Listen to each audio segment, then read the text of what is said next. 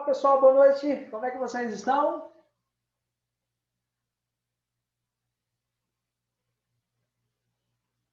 Boa noite, professor. Boa noite, galera. Boa noite, professor. Isso aí, sangue no olho.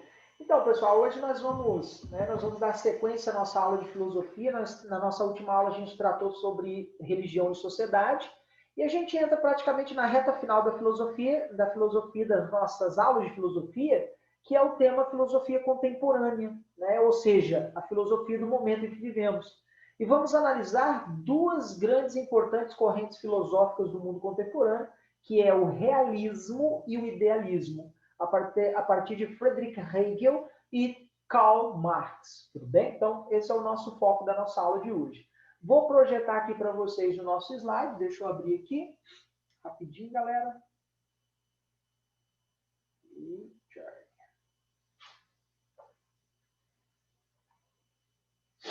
Beleza, pessoal. Vamos lá, então. Deixa eu projetar aqui em tela cheia.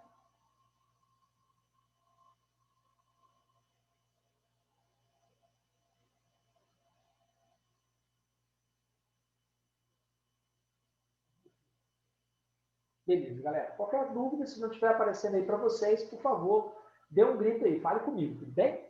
Então, o foco da nossa aula de hoje, né, é analisar o final do século XVIII, início do século XIX, um momento de grandes transformações para a Europa, para a humanidade como um todo, e que vai marcar uma fase da filosofia que ficará conhecida como o século de ouro da filosofia alemã. Começa com Immanuel Kant, se estende para Friedrich Hegel e chega em Karl Marx. Todos eles alemães. Tá? Por isso que é conhecido esse período, no final do século XVIII e no século XIX, é conhecido como o século de ouro da filosofia alemã. E por que esse momento é tão importante, professor? Por que esse século é tão transformador? Né? Foi um século de muitas transformações. No campo social, por exemplo, a Revolução Francesa de 1789, pautada por lemas iluministas como liberdade, igualdade e fraternidade, permitiu, por exemplo, a ascensão política da classe burguesa. A burguesia estava morrendo de rir porque chegou ao poder. No campo econômico, a Revolução Industrial, ela permitiu a transformação no sistema capitalista. O capitalismo antes comercial e mercantil deu espaço para o capitalismo industrial. E houve, claro, a consolidação da classe burguesa como a classe mais poderosa até então. E surgiu uma nova classe social, né, que é a classe trabalhadora, a classe do proletariado. No campo político, né, duas doutrinas se conflitaram. A doutrina idealizada por Adam Smith e David Ricardo, o liberalismo econômico, e as ideias socialistas, né, em oposição ao liberalismo. Socialismo utópico, socialismo científico, o marxismo, né, o socialismo anárquico, o anarquismo. Né. No campo da ciência, o alemão Albert Einstein contestou o mundo newtoniano, aquele mundo newtoniano mecanicista, de que tudo era relação de causa e efeito, e era possível se compreender o mundo como uma grande máquina, deu espaço para a teoria da relatividade de Albert Einstein. Né?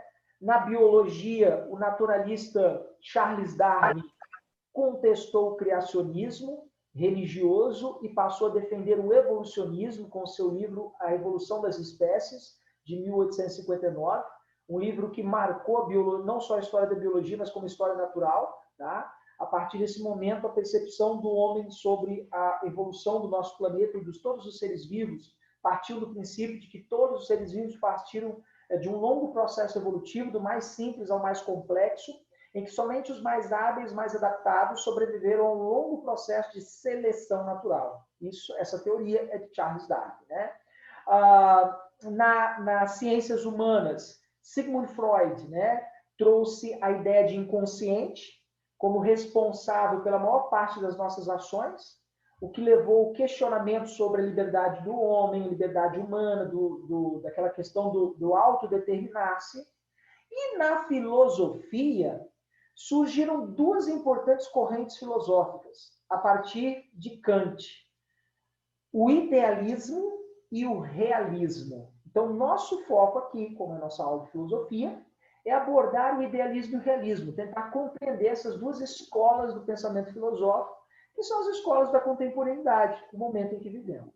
Tudo bem? Então, repito, final do século XVIII, início do século XIX é um século de transformações. E dentro dessas transformações, no campo da filosofia, surgem duas importantes correntes filosóficas, o realismo e o idealismo. Tudo bem até aí, galera? Alguém tem alguma pergunta, alguma dúvida? Professor, Não? aonde que tem essa matéria na apostila?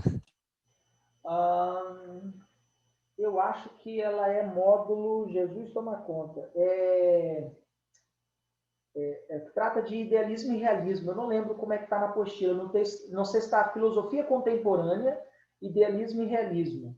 Tá? Eu acho que é É esse. porque depois do Immanuel Kant tem Nietzsche, o positivismo e o existencialismo. Que coisa, não tem esse conteúdo lá. Eu acho que não, porque eu não encontrei não. Caramba, um conteúdo tão importante quanto esse.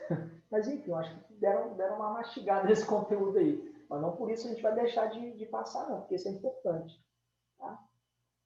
Beleza. Show? Então, e é um conteúdo não é muito extenso, não. Acho que uma aula a gente consegue matar ele, porque são 2 autores apenas, né? Tudo bem? Mas ele é muito importante esse conteúdo, porque define o pensamento de Nietzsche. Vai definir o pensamento de Nietzsche. Né?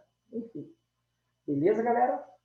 E aí, pessoal, né? O que os idealistas defendem e o que os realistas defendem, né? Os idealistas, racionalistas que são, né? O que eles postulam? Eles acreditam que as ideias, o pensamento prevalece sobre o mundo real, sabe? O mundo é fruto das nossas ideias. Então, o que é uma pedra? A pedra é o que você tem de ideia sobre uma rocha. O que é uma flor? Uma flor é uma ideia que você tem sobre uma planta. Então, todo o nosso mundo é fruto das nossas ideias. Isso quem defende são os idealistas. Já os realistas, eles dizem o seguinte, olha, eles são empiristas, né? O mundo é real, o mundo existe, não só existe, como eu posso experimentar esse mundo. E todas as ideias que temos sobre o mundo é fruto da realidade que vivemos, pois a realidade se impõe sobre o pensamento. Enquanto no realismo a realidade se impõe sobre o pensamento, no idealismo as ideias se impõem sobre a realidade. Professor, explique isso melhor. Vamos lá. De uma maneira bem resumida, né? Para os realistas, o mundo existe. O mundo não só existe, como você pode experimentá-lo com os seus sentidos. Já para os idealistas, o mundo é fruto das nossas ideias. O mundo é tão somente aquilo que nós pensamos do que ele é, né? No realismo, o objeto do conhecimento, aquilo que eu vou conhecer, se impõe sobre a mim, que sou o indivíduo que vai conhecer. Já no idealismo, o indivíduo se impõe sobre o objeto do conhecimento, ok? De maneira bem sucinta, né? O que chamamos de Terra, planeta Terra, é apenas uma ideia sobre um corpo no espaço. Então, qualquer um outro ser vivo não terá a mesma ideia que nós temos sobre o planeta Terra, sobre esse corpo que está no espaço. Então, o que chamamos de planeta Terra é tão somente uma ideia sobre um corpo que está perdido no espaço. Perdido entre aspas, né? Porque ele está em órbita no sistema solar e etc, etc. Né? Agora, para os realistas, não. A Terra é um fato real, ela existe de fato, e nós podemos não só experimentá-la, viver, ver, ouvir, né? Como estamos em cima dela. Então, a Terra existe. Então, realismo e idealismo são correntes filosóficas distintas, ok? Então, enquanto para os realistas o mundo natural prevalece sobre o sujeito, nossas ideias são frutos da realidade e a realidade sempre prevalece sobre o pensamento, para os idealistas, as ideias prevalecem sobre o mundo é fruto das nossas ideias e o sujeito prevalece sobre o objeto que eu vou pensar, né? E os idealistas, eles são racionalistas, enquanto os realistas, eles são empiristas. Tudo bem até aí, galera, entre realistas e idealistas? Alguém tem alguma dúvida? Não, professor. Professor, eu não entendi muito, não. Vamos lá, então. Muito provavelmente, você sabe o que é uma flor. Entende isso? Por que você sabe o que é uma flor? Porque você pode tocar, você pode vê-la, você pode sentir o cheiro da flor, né? A sua cor, a sua textura das pétalas. E por quê? Porque a flor existe, você pode experimentar essa flor.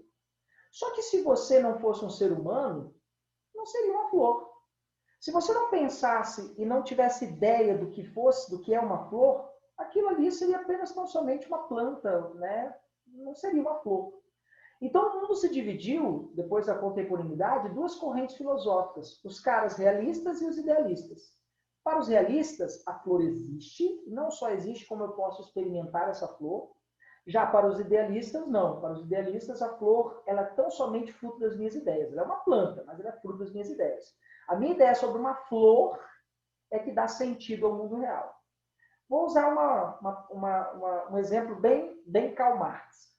Karl Marx diz o seguinte, que a realidade de desigualdade, miséria, fome e pobreza, que traz a ideia ao homem da revolução.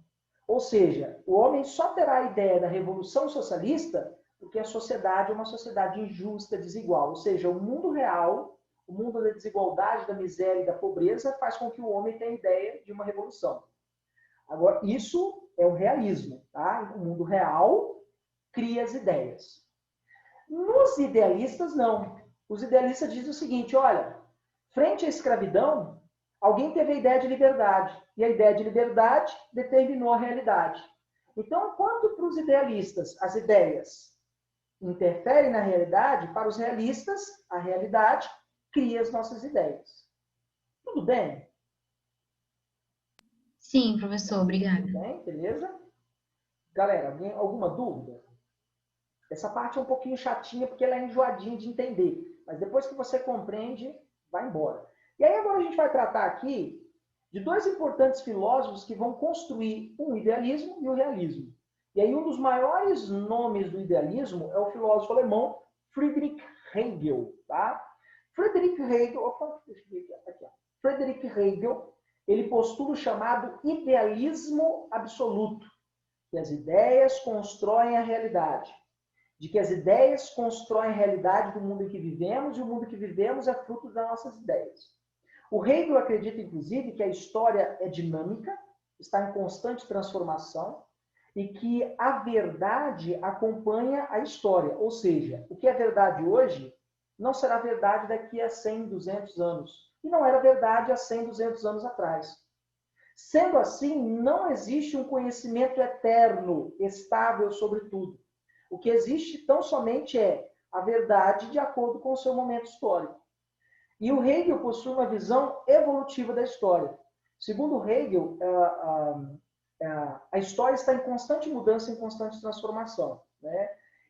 E essas transformações são acompanhadas de uma progressiva melhora. Isso significa que, para Hegel, a história encontra-se em um processo evolutivo e, nessa visão evolutiva, a humanidade está caminhando para um lugar melhor. Isso quem está dizendo é Hegel. E aí Hegel acredita o seguinte, que chegaria um momento em que haveria um pleno desenvolvimento da humanidade, do autoconhecimento humano, e é justamente para esse momento que a história está nos levando, que a humanidade está caminhando. Por exemplo, o que é a humanidade hoje? A humanidade hoje é fruto de acúmulo de conhecimento,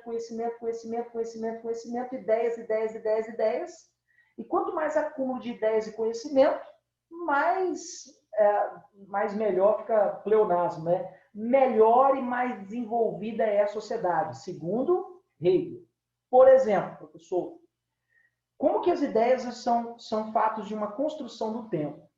Durante a maior parte do século XVIII e XIX, a escravidão foi um fato. A escravidão era uma ideia verdadeira.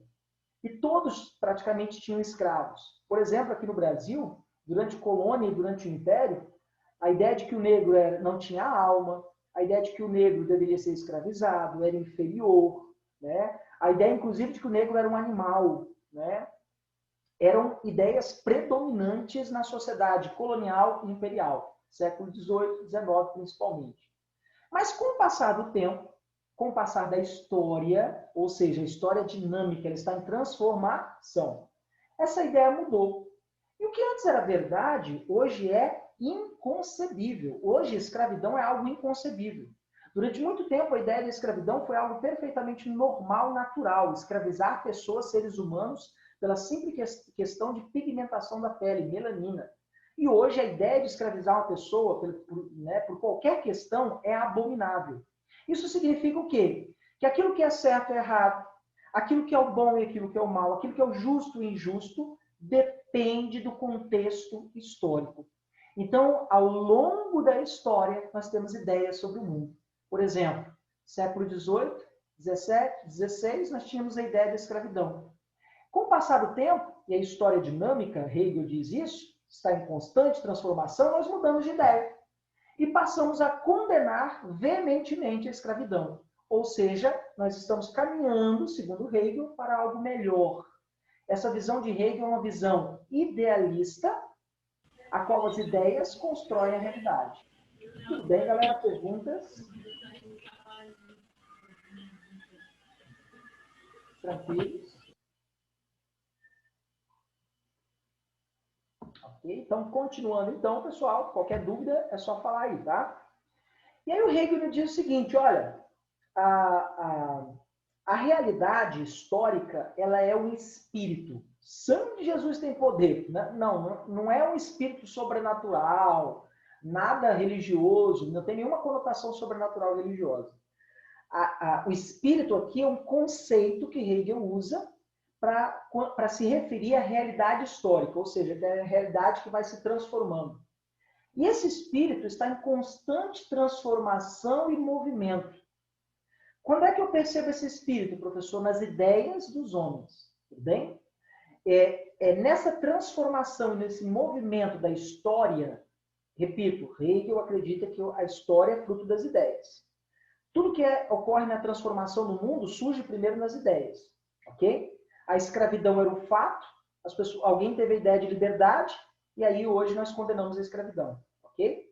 Tudo que existe no mundo, do seu computador, do seu celular que está na sua mão, desse programa de computador que está transmitindo essa aula ao vivo, surgiu primeiro nas ideias de alguém e depois foi colocado em prática, graças à matéria-prima e ao trabalho humano.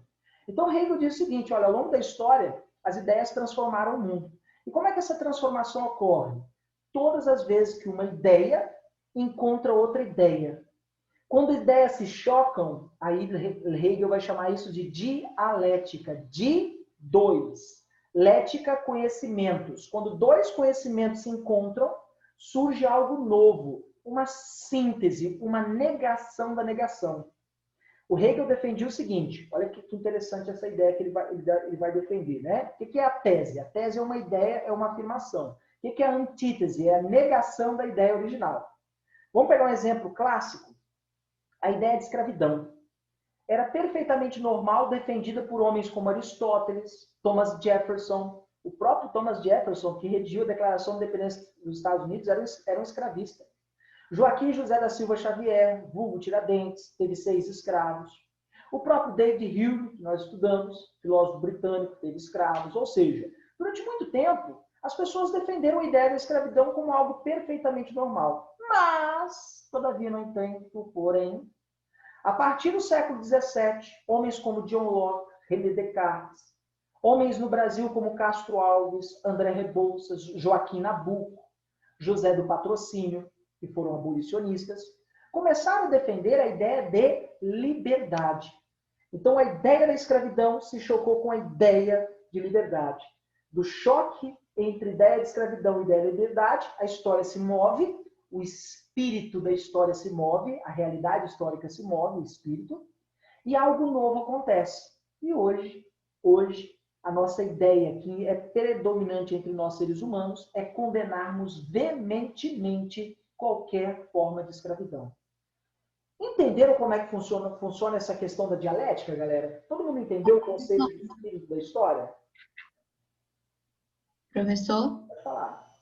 nesse caso, então, quem defendia a escravidão, no caso, seria uma tese? Seria a afirmação? Isso, perfeito. E quem defende o fim da escravidão é a antítese ou negação. Ok? Entendi, obrigada. Então, por exemplo, quando você está, galera, quando os meninos estão numa mesinha de bar e começam a trocar ideias. começam a dialogar, trocar ideias, dialética, opiniões sobre um jogo de futebol, uma tese, uma ideia contra outra ideia se chocam, sai uma síntese. Meninas, quando vocês estão aí numa festinha de pijama de vocês, na noite do pijama, e vocês trocam alguma ideia, sei lá, né, sobre comportamento humano, sobre qual é o melhor vestido para tal festa, sobre qual é a melhor maquiagem, né? Uma ideia se choca com outra, surgindo uma síntese. A história é assim, em constante transformação. Você é fruto das ideias, que se chocam constantemente. Existe uma parábola chinesa que eu gosto muito, que diz o seguinte: 2 monges caminham um em direção ao outro, cada um carrega uma sacola com 2 pães. O pão é a realidade. Quando eles se encontram e trocam os pães, cada um vai para casa com 2 pães. Eles simplesmente trocaram os pães. Só que quando esses 2 monges, com ideias diferentes, se encontram e trocam uma ideia, dialética, né, diálogo, né, trocam uma ideia, quando eles trocam a ideia, cada um vai para casa com 2 ideias. O tempo todo, nós somos construídos por ideias. Ideias que vêm através de filmes, livros que você lê, novela, jornal, revistas, amigo que você conversa, professor que te dá uma aula. O tempo todo é essa dialética acontecendo. E você está sendo construído. As ideias constroem você, constroem seu pensamento, seu modo de agir, pensar e etc. Isso quem defende é quem, professor? Friedrich Hegel. Tudo bem, galera? Ok? Tudo. E aí, o que o Hegel vai nos ensinar? Que esse espírito está em constante transformação e mudança. E há 3 momentos ao longo da história humana que o espírito se manifesta. Isso aqui é um barato, galera. Isso aqui é uma viagem na maconha. Nada que supere o talento de vocês. Nesses 3 momentos, a primeira etapa, o primeiro momento, é o espírito da razão objetiva, ou razão objetiva. Esse momento, Hegel diz que é o processo de transformação, um processo de constante choque entre a tese e a antítese, que transforma a história, que promove a mudança no espírito do mundo, na realidade histórica. E na primeira etapa, é o momento que surgem as ideias.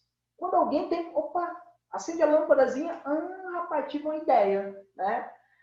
A primeira etapa, o espírito da razão subjetiva, é o momento que as ideias surgem, é o momento que o espírito do mundo, ou seja, a realidade histórica, toma consciência em si como indivíduo.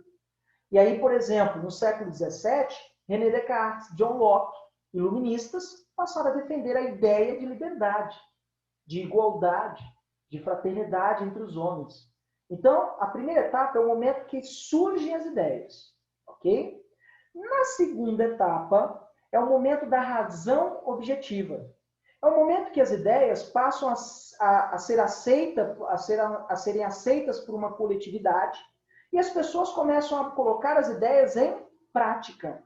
É o momento que aquilo deixa de ser somente uma ideia para tomar ação concreta, se tornar uma prática e transformar a realidade. E quando transforma a realidade, o mundo começa a mudar. Por exemplo, professor, quando é que as ideias de liberdade, igualdade e fraternidade foram colocadas em prática? Século XVIII e XIX. A Revolução Inglesa de 1688 é esse momento. A Revolução Americana de 1776. Vocês estudaram lá na História Geral a Revolução Francesa de 1789. Todos esses momentos são momentos que as ideias de liberdade, igualdade e fraternidade estão sendo colocadas em prática, em ação. Ok? E, finalmente, a terceira fase. Nessa terceira fase é o espírito ou razão absoluta. É o momento da manifestação sublime do espírito, em que nós, eu e vocês, manifestamos elas o tempo todo em nossas ideias. É o momento que as ideias passam a se manifestar na arte, na religião, na filosofia, no próprio Estado. Tá? E o espírito que é a realidade histórica, né? O espírito toma forma de pessoas. Pessoas que passam a incorporar a ideia de liberdade, igualdade e fraternidade. Quer ver como que esse mundo que vivemos hoje é a terceira etapa? Para vocês terem uma ideia, a liberdade foi personificada em uma estátua, a estátua da liberdade. Conta-se a lenda, que Friedrich Hegel estava na sacada do seu sobrado quando ele viu o exército napoleônico passar na cidade de Iena, por volta de 1806. As tropas napoleônicas estavam indo enfrentar o exército inimigo na batalha de mesmo nome, Batalha de Iena, na Alemanha. E as tropas napoleônicas foram vitoriosas. E o Hegel escreveu uma carta para um amigo. Eu vi o imperador, o espírito do mundo. Quando ele fala, eu vi o imperador, o espírito do mundo, ele está dizendo que o imperador é a personificação das ideias de liberdade, igualdade e fraternidade. Porque só lembrando, né, quem estudou a Era Napoleônica, vocês que estudaram a Era Napoleônica, Napoleão Bonaparte, por onde ele passou, ele levou as ideias liberais, as ideias de liberdade, igualdade e fraternidade. Então, para Hegel, o mundo já estava vivendo o espírito da razão absoluta, onde um homem, Napoleão Bonaparte, incorporava esse espírito. Hoje, uma estátua, a estátua da liberdade, incorpora esse espírito. Hoje, eu e vocês defendemos veementemente a liberdade como um direito natural do homem. Então, hoje, nós vivemos a terceira etapa do espírito ou razão absoluta, quanto ao exemplo de liberdade. Porque há outros exemplos que vão surgindo que estão em constante transformação. Quer ver algo que está em constante transformação nesse exato momento? Durante muito tempo se condenou veementemente a ideia de que relações homoafetivas é pecado, o homossexualismo é uma transgressão, e hoje surge uma nova ideia de que não há nada de errado em termos de homossexualidade. A orientação sexual de cada um é a orientação sexual de cada um. E o que está acontecendo nesse exato momento? Um choque de ideias. E o mundo vai se transformar mais uma vez. Então, frente à ideia de que o homossexualismo era um pecado, vamos trocar o ismo por homossexualidade, tá? Era pecado, era uma transgressão, era fato de uma mente corrompida, surge a ideia da sexualidade como liberdade, Simone de Beauvoir, entre outros autores, sexo não determina gênero e etc, etc. E aí, a choque dessas duas ideias estão transformando o mundo nesse exato momento. Vai chegar um momento que sabe o que vai acontecer? Nós vamos tratar a homossexualidade como algo perfeitamente natural e normal. Assim como hoje condenamos veementemente a escravidão, vai chegar um momento que vamos condenar veementemente a homofobia. Assim eu espero, né? Isso quem diz é o quê, professor Hegel? Tudo bem, pessoal? Pergunta. Vamos lá. Professor, você pode explicar de novo a parte que as ideias se chocam na primeira etapa, por favor? Claro, vamos lá. Primeiro de tudo tem que surgir a ideia. Uma ideia para transformar o mundo. E aí, quando essa ideia é colocada em prática, ou seja, é o momento que ela se choca e transforma o mundo. A ideia original era a ideia da escravidão. A antítese, né, é a ideia da liberdade. Elas se chocaram e surgiu algo novo. Esse algo novo é uma sociedade que defende a liberdade e a igualdade entre os homens. E hoje condenamos veementemente a liberdade, condenamos veementemente a escravidão e enaltecemos a liberdade. A liberdade tomou forma, inclusive, de estátua da liberdade nos Estados Unidos. Eu peguei o exemplo da homofobia, né? Homofobia é algo perfeitamente normal e natural em várias partes da história humana. Hoje, a partir nesse exato momento, ideias novas surgem. A ideia de que a liberdade sexual deve ser tratada, né, como de forma perfeitamente natural, de que não se deve criminalizar nenhuma forma de amor e de que o que é pecado e o que não é pecado é uma construção cultural. E aí a ideia de que a homofobia deve ser, né, condenada, atacada e criminalizada, e a ideia de que ser homossexual é uma aberração, se chocam e surge daí algo novo. Provavelmente, assim como durante anos a escravidão foi uma ideia perfeitamente normal, assim como durante anos a homossexualidade era amplamente condenada, vai chegar um momento que vamos, de uma maneira perfeitamente natural, respeitar a individualidade e a sexualidade de cada um indivíduo. Isso é o quê, professor? É o fruto da história em transformação. Hegel diz que essa história em transformação, a realidade histórica em transformação, é o espírito da história. Tudo bem? Ô, professor, Pode falar. esse espírito, no caso, para ele ser tipo assim, se transformar em ações, como Uhum, na segunda etapa, uhum. esse espírito ele tem que ter tido, no caso, a síntese, no caso.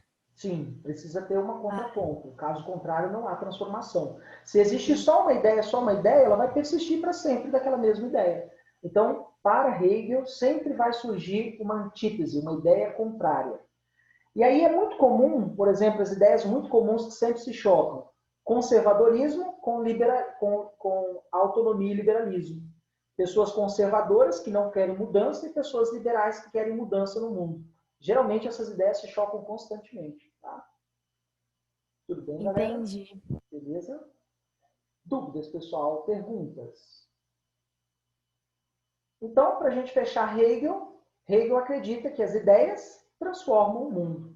Marx vai dizer que não, que é a realidade que constrói as ideias.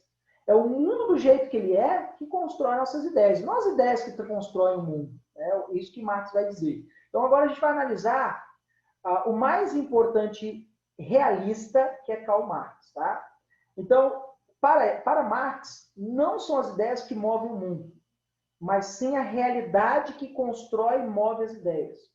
A realidade, por exemplo, de uma sociedade industrial com longas jornadas de trabalho, exploração do trabalho infantil, salários irrisórios, insignificantes, pobreza, miséria, faz com que a classe trabalhadora tenha uma ideia de revolução, a ideia da revolução socialista. Então é o mundo real que leva o homem a querer mudar esse mundo. A partir da realidade da escravidão é que leva o homem a ter a ideia de liberdade. A partir da ideia de homofobia, de condenar a homossexualidade, é que surge a ideia de respeito à diversidade de gênero. Então, galera, segundo Marx, é o mundo real que cria nossas ideias. Portanto, Karl Marx é um realista. Enquanto Hegel, as ideias constroem o real, Marx, a realidade, constrói as ideias. Tudo bem até aí, galera? Tudo bem? Tudo bem. Beleza. Então, para Marx, quem faz a história somos nós, eu e vocês, seres humaninhos de carne e osso. E não são as ideias coisa nenhuma. Tá? São as pessoas que criam os problemas sociais, são as pessoas que criam a desigualdade, a miséria, a fome, a pobreza, etc. E somente as pessoas podem modificar essa realidade e conseguir construir uma sociedade mais justa e igualitária. E segundo Marx, toda a sociedade, independentemente do seu tempo e espaço, ela é determinada pelas suas condições socioeconômicas. Que é isso, professor? A gente já estudou. O que são as condições socioeconômicas de uma sociedade? Suas forças produtivas, como os homens transformam a natureza, e suas relações sociais de produção, como os homens se organizam para transformar essa mesma natureza. Então, galera, os interesses que regem toda e qualquer sociedade estão profundamente vinculados aos interesses materiais. Como assim, professor? Você faz o que faz, pensa como pensa, age porque age, porque você quer bens materiais. Você quer ter uma boa roupa, você quer ter um bom celular, você quer comer da melhor comida, dormir na melhor cama, dirigir o melhor carro, dormir e morar na melhor casa. Você o tempo todo faz o que faz, age como age, pensa porque você quer bens materiais. Alguns bens são para a nossa sobrevivência, outros são tão somente para o nosso luxo. Essa ideia de Marx é perfeitamente criticável e pode ser rebatida perfeitamente. Nem todo mundo vive só pensando em bens materiais, mas tudo bem, isso é Marx quem está dizendo, tá? E o que Marx defende, professor? Que por meio do trabalho, o ser humaninho pudesse modificar a natureza humana. Sendo a realidade fruto do trabalho, o homem, portanto, pode transformar a realidade como? Trabalhando. Como assim, professor? A realidade é fruto do trabalho. Para onde você olhar aí no seu quarto, na sua sala, tem a mão humana em forma de trabalho. Das paredes do seu quarto, um ser humano trabalhou rebocando essa parede, pintando essa parede. Do celular que está em sua mão, um ser humano trabalhou coletando matéria-prima, fazendo a montagem do programa, do software, do celular. Da roupa que você veste, alguém plantou o algodão, alguém colheu o algodão, Alguém levou algodão para uma fábrica. Ou seja, todo mundo que está em nossa volta é fruto do trabalho humano. Ou seja, se o trabalho humano transforma o mundo, é possível transformar os seres humanos através do trabalho humano. Entenderam essa ideia de Marx, galera? Tudo bem? E o que o Marx propõe, então, professor? Uma sociedade que não houvesse propriedade privada, que não houvesse, né, desigualdade social, uma sociedade mais justa e igualitária. E para construir essa sociedade mais justa e igualitária depende de quê? Depende de nenhuma ideia, depende da ação humana. É a ação humana que vai transformar o mundo. Ideias não transformam o mundo, segundo Marx. As ideias surgem, tudo bem, mas elas só ficam nas ideias. Agora, o que transforma o mundo? A ação. Se eu tiver uma ideia e não colocar essa ideia em prática, o mundo não vai se transformar. E o Marx pontua isso. Então, quer transformar o mundo, construir uma sociedade mais justa e igualitária, um mundo melhor para você, pode parecer piegas, né? Mas comece por você mesmo, sabe? Quer mudar o mundo? Quer transformar a humanidade, o mundo, fazer do mundo um mundo melhor? Comece você. Você mesmo, pelas pequenas ações do cotidiano, do dia a dia, sabe? Seja uma pessoa ética, de caráter, de boa índole, né? Faça o correto, mesmo que não tenha ninguém vigiando ou uma câmera de segurança. Faça o correto, porque o correto é o correto a se fazer e não porque tem uma câmera vigiando. Se você tem a oportunidade de jogar um lixo dentro de uma lixeira, não jogue no chão, né? De forma alguma. Coloque no bolso, se necessário. Então, quer ser... É piegas isso, é bem frase piegas, né? Quer transformar o mundo, seja você a transformação desse mundo. Se cada um de nós pudéssemos fazer a nossa parte, e fizéssemos a nossa parte, esse mundo seria um mundo muito melhor. Deixaria do plano da ideia, a ideia de um mundo mais igualitário, justo, e seria colocado em prática. E aí o que o Marx nos diz? O grande dilema é a propriedade privada. Ao longo da história, a partir do momento que surge a propriedade privada, a humanidade, né, perdeu o seu rumo. E aí o Marx divide 4 importantes fases que vai nos ajudar a entender como que a propriedade privada trouxe a desigualdade. Por exemplo, lá na primeira fase, não havia propriedade privada, não havia divisão de classes sociais. Professor, o momento esse é a pré-história, né? Pré-história. O homem não tinha nem noção do que era isso aqui é meu, propriedade privada. Não tinha nem ideia. Na segunda fase, é o momento do escravismo. Surge a propriedade privada. Inclusive, o próprio escravo é uma propriedade privada. E é o momento em que também surge a desigualdade e a exploração de um ser humano sobre outro ser humano. Eu gosto muito de uma charge, eu costumo compartilhar no meu Instagram, que é o seguinte: personagem Pateta e o Plutus. Ambos são cachorros. O Pateta se acha um ser humano. E aí tem uma imagem que o Pateta guia o Plutus. E aí é mais ou menos a ideia do marxismo. A ideia marxista é que um ser humano domina outro ser humano. Um ser humano explora outro ser humano. O burguês explorando o proletariado. Essa é a ideia do escravismo. Né? O escravismo é o quê? O ser humano explorando a força de trabalho de um outro ser humano. Ambos são seres humanos. E um explora o outro. Olha que coisa bizarra isso, né? A terceira fase é a fase feudal. É o momento em que a propriedade privada já existe, muito concreta, tá? E é o momento em que o servo entrega a sua força de trabalho para o senhor feudal. Que momento é esse, professor? Europa medieval, feudalismo. E, finalmente, terceira fase, a fase capitalista, onde a propriedade privada ela existe e tem um único objetivo, gerar riqueza para o burguês. Existe uma relação intensa entre burguês, dono dos meios produtivos, e proletariado, o cara que vende a sua força de trabalho em troca de um salário. E essa quarta fase é profundamente marcada pela exploração, pela desigualdade, pela miséria, pela pobreza, profundamente marcada pela desigualdade social.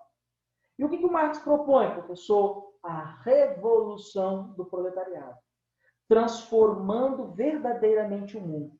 Mas para que esse mundo seja propriamente dito transformado, o ser humano tem que vencer a alienação. E o que é a alienação em Marx? Existem, segundo Marx, 3 tipos de alienação. A alienação econômica, que ocorre, por exemplo, quando o trabalhador e sua força de trabalho se tornam mera mercadorias a ser comprada por um dinheiro, por salário. Então, quando eu vendo a minha força de trabalho por um salário, eu sou um trabalhador alienado. Ué, professor, mas você vai vender a sua força de trabalho como? Segundo Marx, Um trabalho verdadeiramente humanizado é aquele trabalho ao qual eu tiro do meu trabalho o meu sustento. Só que hoje o que acontece no mundo capitalista? Eu tiro do meu salário o meu sustento e não do meu trabalho. E é curioso, porque se eu não receber o meu salário, eu morro de fome, eu não consigo o meu sustento. Então eu não dependo mais do meu trabalho para me sustentar, eu dependo de um salário. E se eu não receber salário, eu morro de fome. Então Marx diz, todo trabalhador que depende do salário para se sustentar é um trabalhador alienado. Essa é a alienação econômica.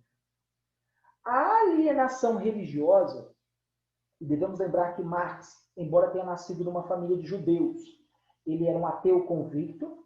A alienação religiosa em Marx pode ser resumida na famosa frase: a religião é o ópio do povo, né? No sentido de que o ópio é uma droga, né? O ópio é uma droga que causa entorpecimento, deixa você zen e tudo mais. O mesmo é a religião.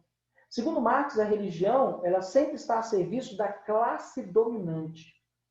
E ela é um instrumento de alienação que torna os indivíduos alienados, fazendo com que as pessoas aceitem sua miséria, sua pobreza, exploração, em troca de uma falsa ideia de salvação.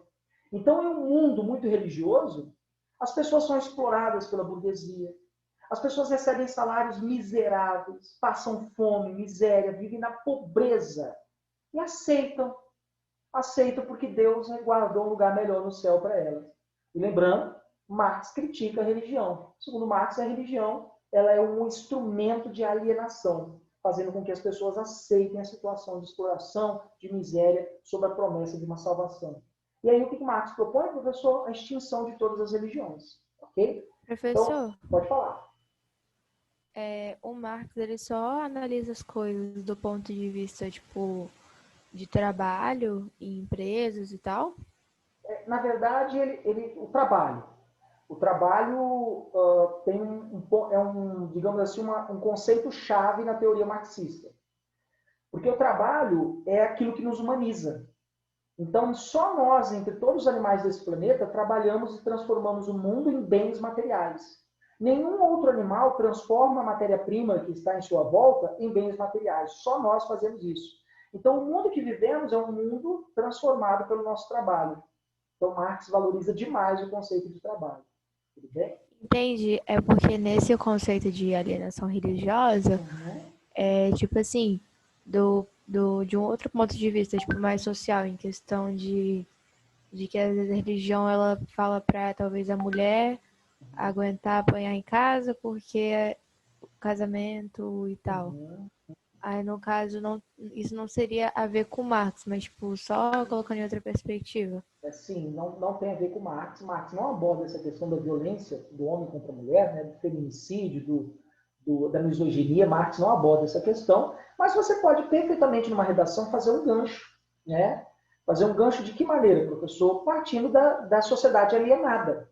Aí você faz uma referência, né? Partindo do conceito de alienação em Karl Marx.